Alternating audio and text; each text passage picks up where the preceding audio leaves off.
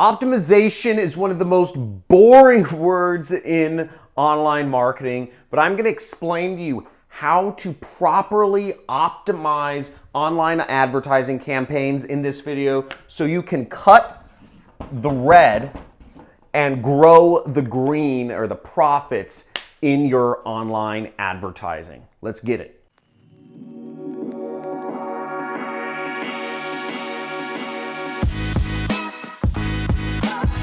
So optimization is such a complicated word. I think it scares a lot of people away. But at the end of the day, what we're doing in marketing is we are playing with numbers. Pure and simple. It's a numbers game. We're throwing up thousands or millions of ads per day, and we're hoping to make some profits from it. It's all a numbers game. 1 in 100 people, or whatever the percentage is, will end up buying your product. Most people will never spend any money with you.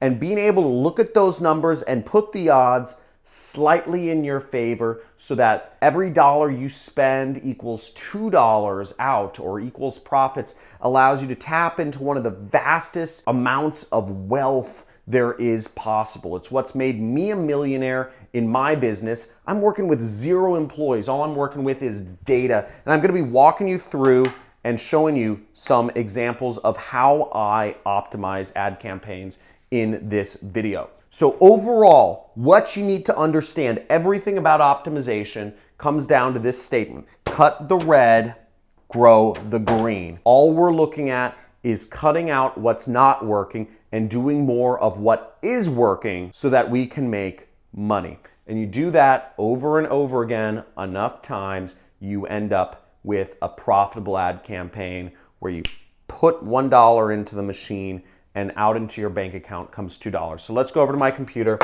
and I will show you exactly what I'm talking about here. We'll go over this live. So first off, you need to understand your own numbers in your business.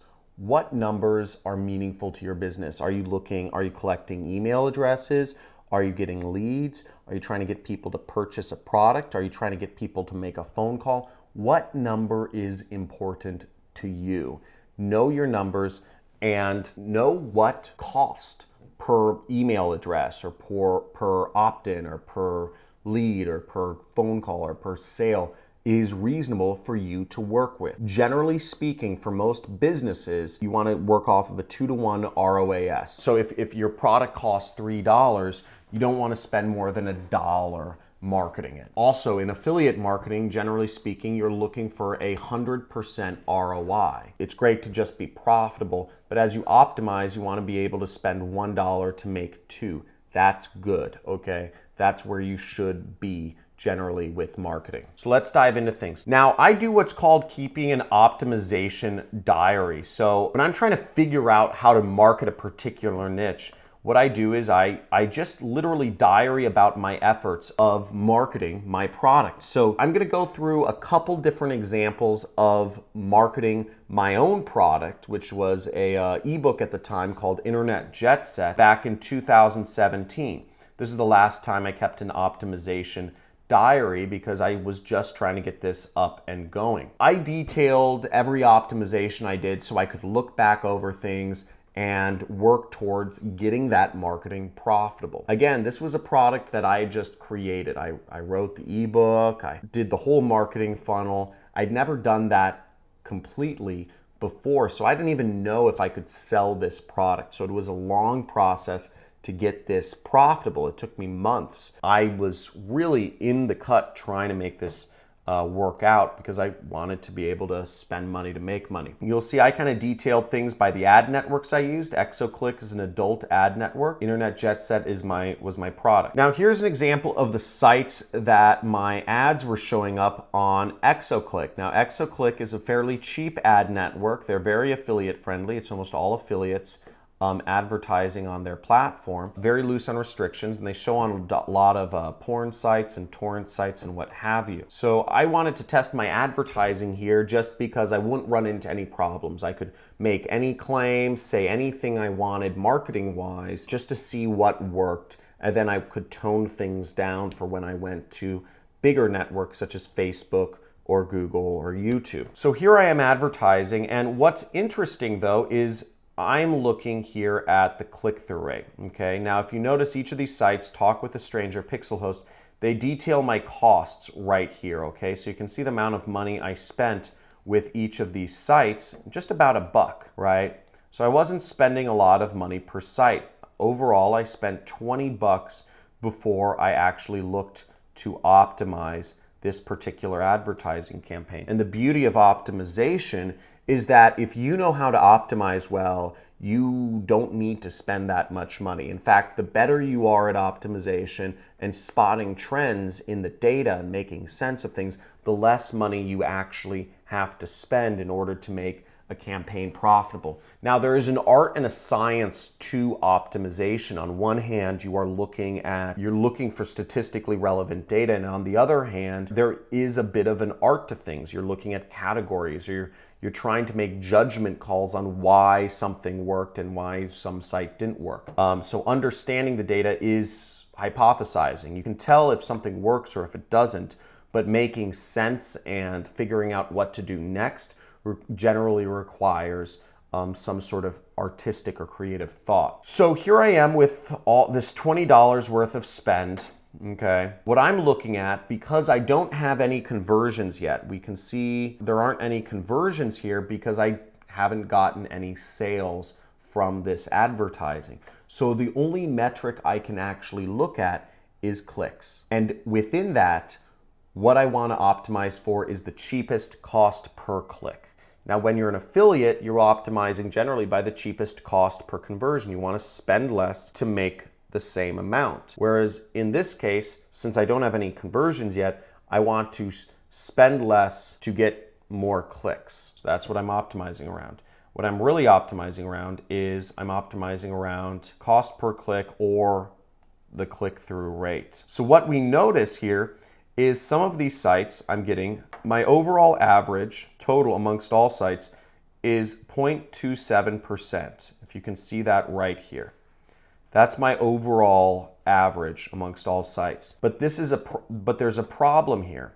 Is a lot of the sites that I'm spending money on, look, I spent 17 cents here, I spent 13 cents here, are getting absolutely 0 clicks. Okay. Now, this is a problem. Okay, and a lot of these sites, you'll see 0%. Here's a site where I spent $2 on, and I only got 1 click. So my average cost per click is 3 cents, whereas my average cost per click on this site is $2. So that's a big problem because I want to be paying only a few cents per click, whereas on this site I'm paying $2. So and on this site I'm not even getting clicks, but I'm spending almost $2 as well on PXL host. So I want to get rid of all of these sites, and what I do is I basically exclude all of these sites, mobilevids.org, imagep2p, because I'm spending money and I'm not getting any results from it.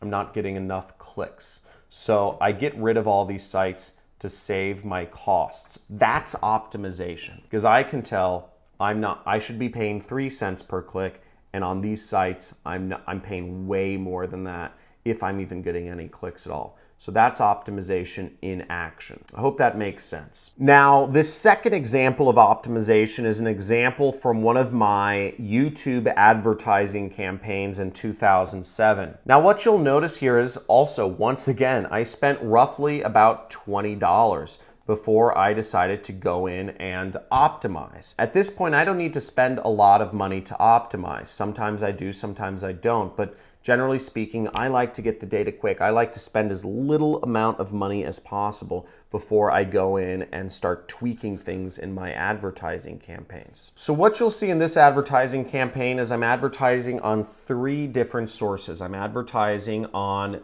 3 interests, which are in-market audiences.